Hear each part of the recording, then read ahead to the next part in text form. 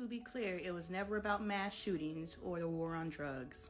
What's good, John Lonnie Appleton? If you have a couple of minutes, I have a couple of messages. I'm not quite sure what's happening in the world where me and Dre got on this topic, but we were talking about mass shootings. And I was like, you know what? What's interesting is they've been shooting. They've been ODing on drugs. But you know who they are? Black people. And they could give one funky rat's ass about what's going on in the hood. Either they don't know, don't show, or don't care about what's going on in the hood. They literally drop drugs and guns off in the hood. Oh yeah, we know what you up to, government. Government, we know. But what they do care about is when the trap that they set for our destruction starts seeping out of our communities or the hood into their communities, their neighborhoods, and it's starting to look real hood adjacent. Now they got a problem. So when these politicians and all these people or anyone in America acts, because it is an act, acts outrage about people being shot randomly, about people ODing in the street, ask them where was their outrage when they had to install metal detectors in hood schools because of the violence? Where was their outrage when little girls playing in their front yards in the hood are just getting shot because of drive-bys? Where was their outrage when I literally grew up in a crack house? Where was their outrage? So let's not act like we're upset because of the drugs and the gun violence. You're upset because it is now affecting white people. But black people rejoice because now that it is affecting white people, maybe we'll get some solutions. Now ain't that a... Talking things out is the mature thing to do. What's good, John Lonnie Appleton? If you have a couple of minutes, I have a couple of messages. Yeah, I'm out here spilling my daughter's business again. With permission, of course. Yesterday, my daughter came to me and she was like, there's someone that she would like to resume a relationship with, but she wants to know how to approach that. So I gave her my advice, she applied it, and now she's at the second phase of the junction that she's trying to overcome. Conjunction junction, what's your function? So anyway, the person responds to her, well, first she says what she says to the person. And yes, she's acting on an assumption when she said what she said, but we kind of know what the person meant. I say we because she read me the messages. But I told her we cannot assume. We can only take a person at face value. Like, we know what they talking about, but we can only trust what someone says is their truth, right? Because we're moving past the way that we used to move. The way that we used to move, we assumed. Someone would tell us out of their mouth what they meant, and we're still mad because we're going to go with our implied meaning. No, this is what you meant. I'm literally telling you what I meant. No, this is what you meant. Okay.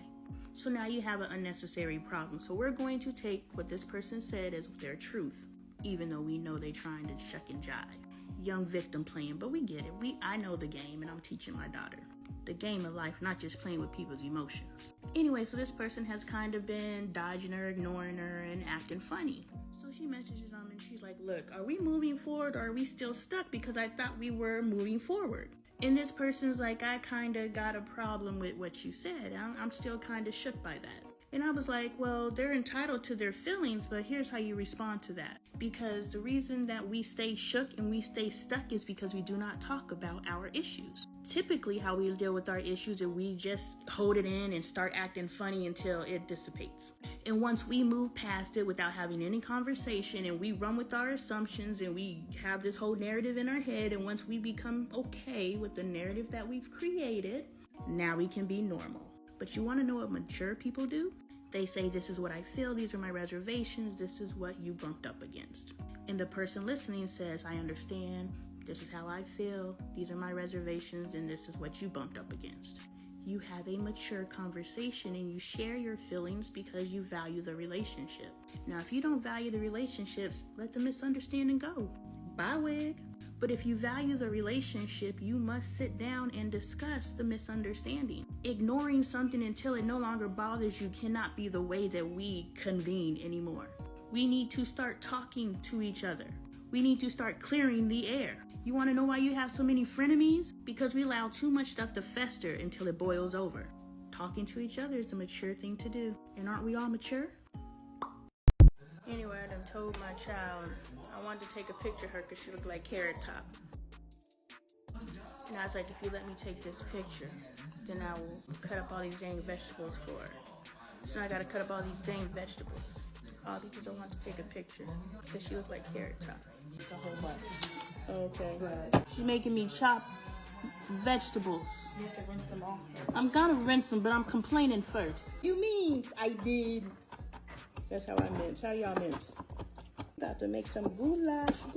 This is not goulash. Goulash. This is soup. And it just happens to have what you guys make. Don't discredit me.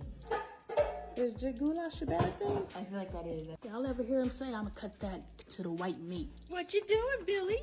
Seasoning the chicken broth and water mixture. And this is your training ground.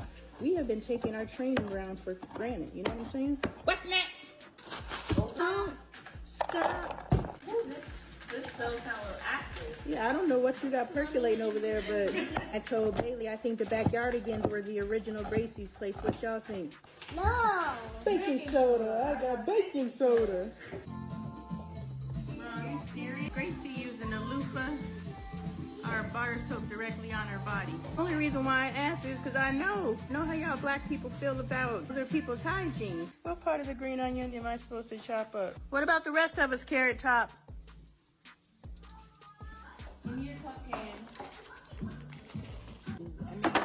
I must be getting old because I can see myself sitting at the stoplight going off to this. Cry. You don't get your way because there's always something behind the door. That was a really big life lesson you just taught him if he chooses to accept. Right. And sliced. Leave these sliced. The rest can be chopped if you'd like. No. What? How are you doing it on top? I thought you were making your Just leave it little like that. spicy little situation that you No, do. I was gonna leave it on top. Boom. Let's work for me. I'm good.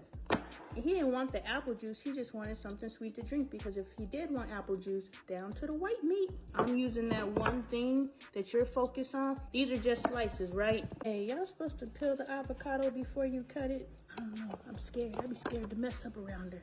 I feel like you're scared of me, Mom. I am scared of you. Because I'm going to get my lick back.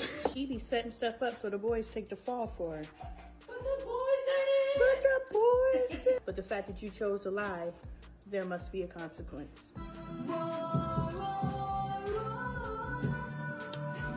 Roar like a dinosaur.